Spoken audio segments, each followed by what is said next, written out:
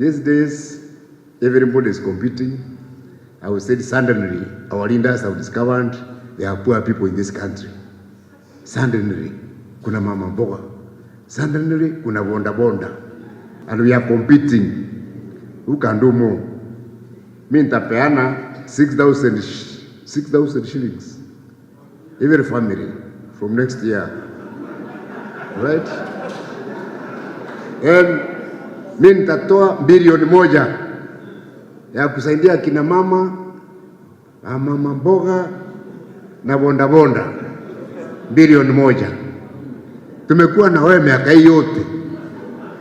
Na utaitoga no tulite no 50 million that time. Right? So hapo inokulita. Hii pesa unakuja kutupatia inatoka wapi? Ndio nilisema that's a national cake, it's not a wedding cake. Hii basi si ya Ruto, hii basi si ya Raila, hii basi ni yetu. Kwa nini tuseme tuulize kama ni yake, kama si yake sisi hatuingii na nini? My friend, why are you making yourself less? Na ni lazima tuseme ukweli. Juzi gavana wetu alienda akapiga kelele kule Nairobi, akaambia rais wetu ambaye tunampenda sana Mheshimiwa Uhuru Kenyatta, ambaye tulipigia kura mingi sana 2013 na 2017.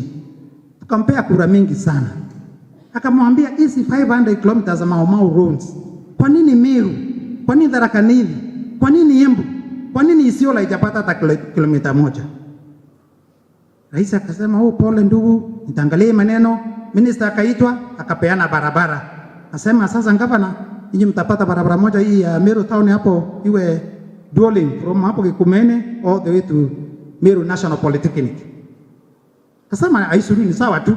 Hata kama wala pande ile nyingine wanapata mingi, tukasema ni sawa. Na Embu sijui kapewa gani. Tharaka Nithi sijui ilipewa gani. Na for 2 weeks after that road was advertised. Ikawekwa hiyo dual carriage, ikawekwa kwa gazeti. And 3 weeks after that, the same tender was cancelled. Ilikuwa cancelled.